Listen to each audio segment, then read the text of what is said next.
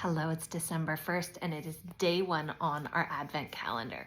So if you have your Advent calendar, we're going to open it up and see Cinderella. The Advent calendar has 24 of these little books all the way up until Christmas. You get a new book every single day.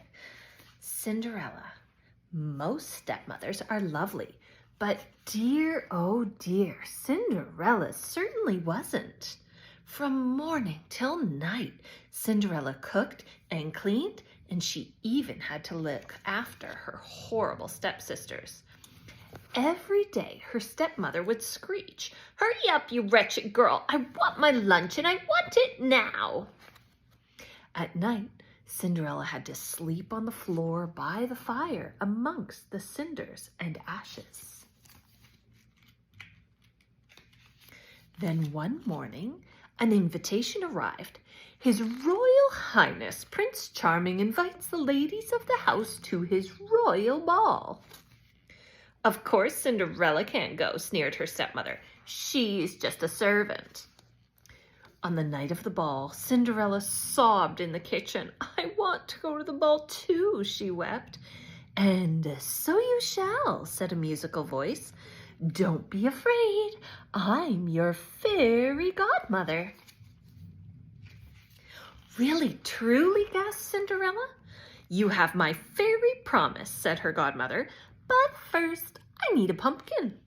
Cinderella ran to the garden and picked the biggest, plumpest pumpkin she could find.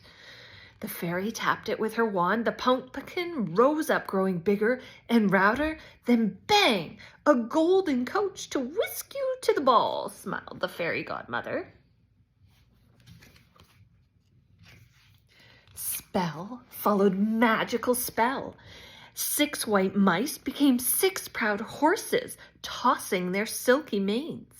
A fat rat turned into a whiskery coachman.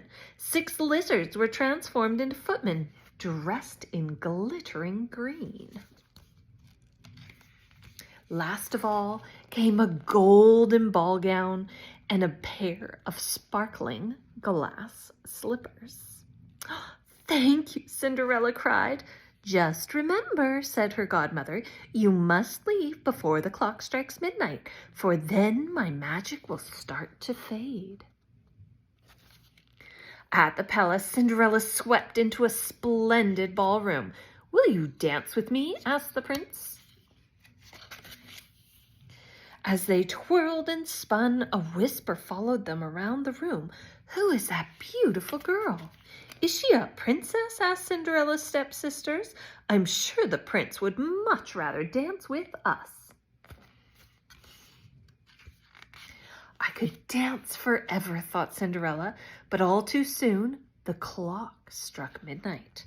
As she dashed from the palace, her dress turned back to rags, her carriage was a pumpkin again, and her coachman was a rat.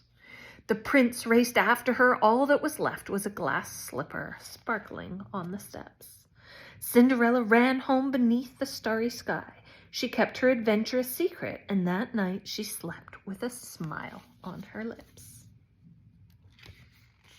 The prince longed to find the mystery girl who had danced with him. He took the glass slipper and looked for her everywhere.